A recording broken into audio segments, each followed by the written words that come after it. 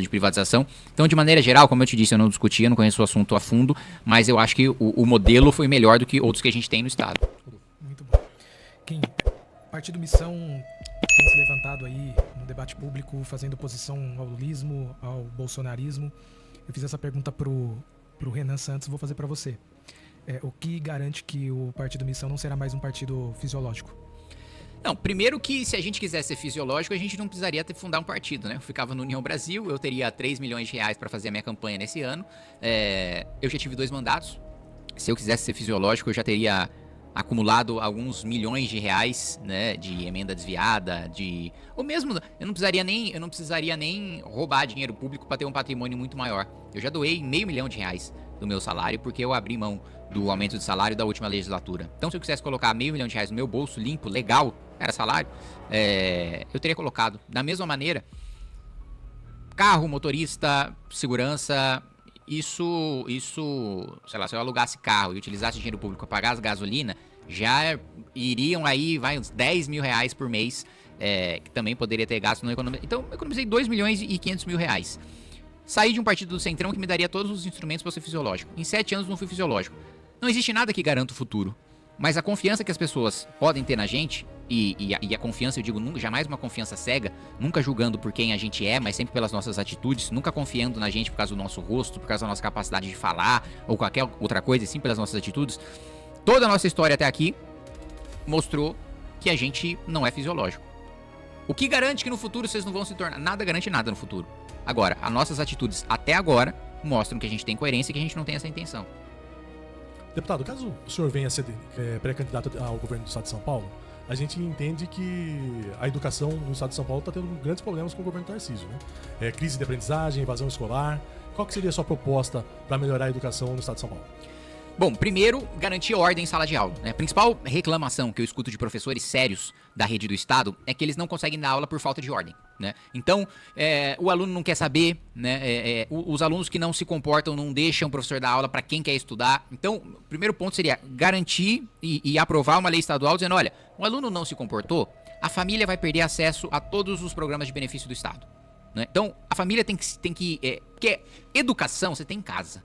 O que você tem na escola é ensino, né? O que você tem na escola é disciplina, é matéria, né? É conteúdo.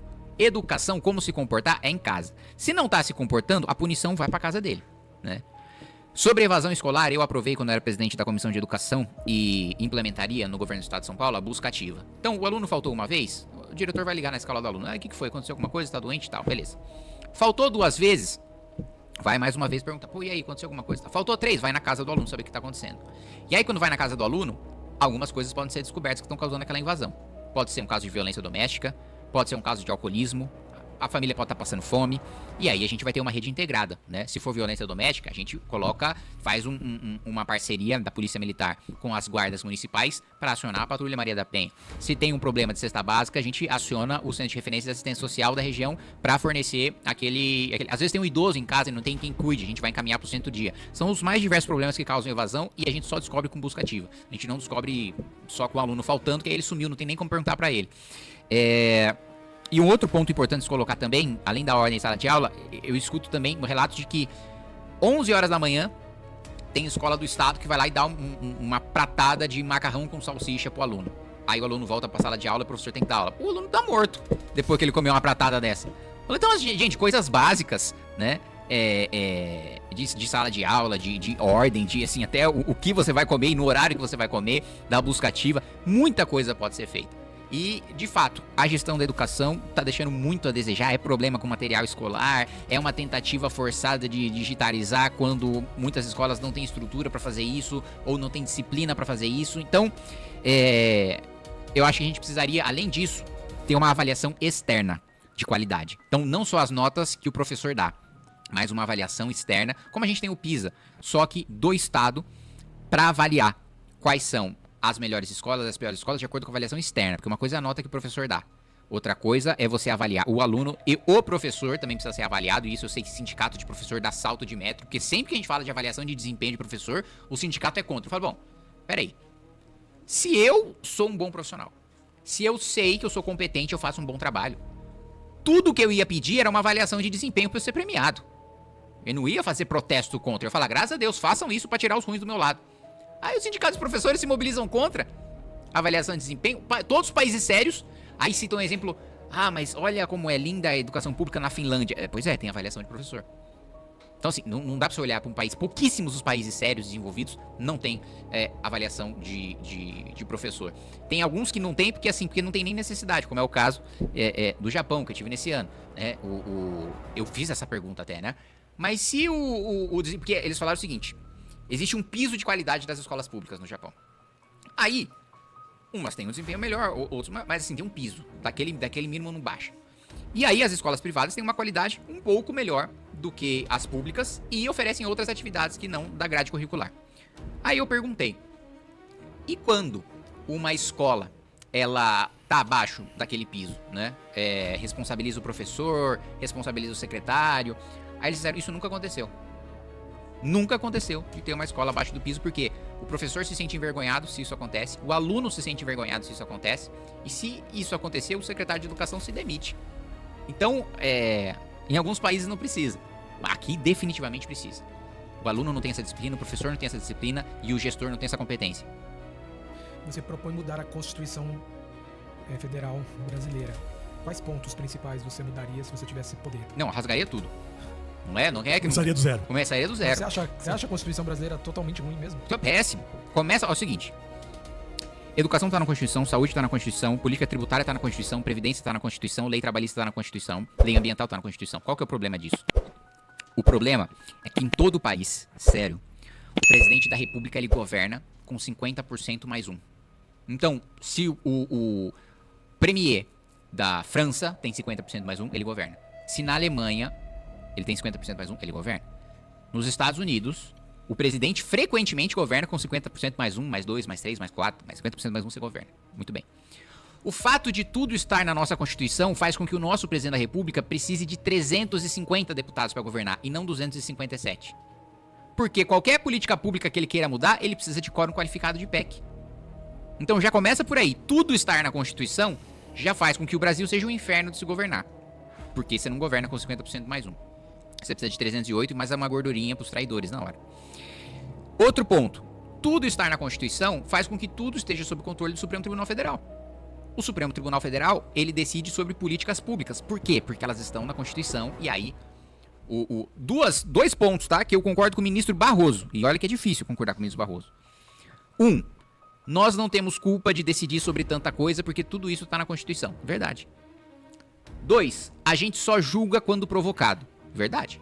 Né? Tirando o inquérito das fake news que eles abriram de ofício, não tem nenhuma ação constitucional, uma ADI, uma ADO, uma DPF, um mandado de injunção, que o Supremo, ele mesmo tenha inventado e decidido julgar. Então, a nossa própria Constituição já dá poderes abusivos pro Supremo. O fato do Supremo concentrar o poder de julgar caso que quer... Muita gente fica falando, mandato, acabar com a decisão monocrática, sou a favor de tudo isso. Mas tudo isso não resolve. Não resolve porque o nosso Supremo concentra poderes que nenhum outro país concentra, que é o de julgar caso concreto e de julgar a lei em abstrato. A gente misturou dois modelos e deu superpoderes pro Supremo. Qual que é o modelo anglo-saxão adotado na Inglaterra, nos Estados Unidos? Um caso concreto tem uma discussão de constitucionalidade. Então, João Matou Maria. João Matou Maria condenado na primeira instância. João Matou Maria foi para a segunda instância. João Matou Maria tem uma questão constitucional, subiu para a Suprema Corte. A partir do caso João Matou Maria, a Suprema Corte vai decidir sobre a constitucionalidade daquela lei que condenou João. Criou um precedente, por isso que a gente vê... É comum a gente escutar, né, na Suprema Corte nos Estados Unidos, o precedente Roe vs Wade. É sempre um caso concreto. É o precedente qual? Não é a ação número tal. Não, é o caso tal contra tal. O governo dos Estados Unidos contra tal. Porque ele decide com base no caso concreto. Beleza. Como é na Europa? Na Europa, não só... Na Europa, de maneira geral, né, dos países de uma tradição mais romana, germânica, né, o caso concreto, ele não leva para uma discussão de constitucionalidade e ele vai subindo nas instâncias. Alguém provoca a Suprema Corte para falar, olha, essa lei é inconstitucional, julguem essa lei. Sem caso concreto. Aqui, são as duas coisas.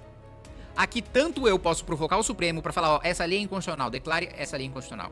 Como um caso concreto pode subir para o Supremo e ele declarar a inconstitucionalidade. Então ele concentra esses dois modelos de controle. Ao mesmo tempo que ele tem poder de julgar pessoas.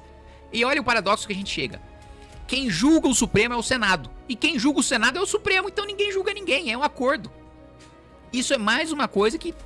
Agora, Kim, você acha que mudar a Constituição resolveria o nosso problema, tendo em vista que o sistema político brasileiro é o presidencialismo de coalizão, né? Como disse o Sérgio Abrantes. Ou seja, é um grande problema. Um monte de partido, cada vez mais partidos e... Resolveria a maioria dos problemas. O próprio presidencialismo de coalizão. Eu sou parlamentarista. Resolveria de que maneira? A primeiro ponto que eu coloquei pra você, o segundo, aliás, que a maioria. Se o presidente governasse com 50% mais um, ele precisaria negociar com muito menos partidos. Ele conseguiria construir maioria muito mais facilmente. As políticas públicas seriam construídas no Brasil muito mais facilmente. Teria muito menos compra de voto por emenda parlamentar. A oposição poderia ter 200 deputados. A oposição, ela varia entre 80 e 120, porque o governo, se tiver 200 deputados na oposição, ele já não consegue governar. E deveria, né? Então, a primeira parte já começa por aí, mas reforço. Eu sou parlamentarista. Eu acho que se o presidente perdeu a maioria e não consegue mais governar, ele tem que cair fora e a gente tem que eleger um novo, né? O presidente, no caso, seria o primeiro-ministro no parlamentarismo. Aqui não. Aqui é um traumático processo de impeachment. Se fosse parlamentarismo no Brasil, a Dilma, nos 2 primeiros meses do segundo mandato, tinha caído. Não precisaria esperar 2 anos pra ela cair. Ter manifestação e julgamento na Câmara e julgamento no Senado. Não. Perdeu a maioria, tchau. Chama outro. Aí a instabilidade política. O Brasil vive numa instabilidade política e não é parlamentarista. Mas e se várias pessoas substituírem? Tem um país, eu não me lembro qual país, mas que tinha ficado 2 anos sem governo. Porque ninguém conseguia construir maioria. O país nunca cresceu tanto. Então, assim, as críticas que se fazem contra o parlamentarismo, eu acho que... E também a ilusão, né? O discurso falso que vendem pra população, venderam no plebiscito. Você não escolhe o presidente no parlamentarismo. Pelo contrário. Você escolhe o presidente se preocupando com que esse é um dos problemas da Câmara. A pessoa vota no Bolsonaro e depois não vota no partido dele no Bolsonaro na Câmara. Aí depois ele chama o Centrão pra governar. O cara vota no Lula e não vota no PT. Mas não vai longe, deputado. Eu sempre falo nesse podcast aqui que 95% da população brasileira ela não sabe como se elege um vereador e um deputado. Ela não sabe. Ela não sabe. A questão do coeficiente eleitoral, eu discordo, eu acho que você tá sendo muito generoso com 95. Eu colocaria uns 99 ponto alguma coisa. O senhor é a favor da educação política nas escolas? Sou. Hoje eu tava no Trajano, em Limeira, né? Na ETEC. Uma das minhas perguntas foi: me digam uma diferença de um deputado pro senador. Uma, qualquer. Ninguém sabia. E muitos têm 16 anos. Já vota. Já vota. E esse ano quem tirou título vai votar pra 2 senadores. Uma. Poderia ser a mais óbvia. Tem 8 anos de mandato. Não precisaria nem entrar no... indica nome pra agência reguladora. Não precisa de... né? Não sabe. Então, sem dúvida nenhuma precisa. Mas, eu vou entrar num ponto mais grave. 50% dos alunos brasileiros, que já estão no ensino médio, não sabem escrever em português. E isso não é da minha cabeça, isso é o PISA. O cara não sabe escrever em português. Então como é que eu vou ensinar alguma coisa pra ele? Seja política, seja direito, seja robótica. Robótica pior ainda, porque aí o número avança pra mais de 70, que não tem condição de fazer contas básicas de matemática. Como é que eu ensino qualquer coisa pra esse cara que não aprendeu a ler direito? Então, é uma coisa mais profunda, assim. E, nos países desenvolvidos, a educação básica, em regra, é a prioridade máxima, português e matemática. Aqui, se eu falar pro professor que, sei lá, até a 4ª série, o aluno não vai ter geografia, sociologia, filosofia... é pandemônio. Eu não tô falando que ele não tem que aprender essas matérias, mas vamos primeiro fazer muito bem português e matemática? Pra partir pro resto, aqui cai o mundo. O que você acha do Kim como deputado do Brasil? Vamos espalhar as notícias para todos. E não se esqueça de deixar seu like e se inscrever no canal para juntos batermos a meta de 1000 inscritos. Obrigado e nos vemos no próximo vídeo.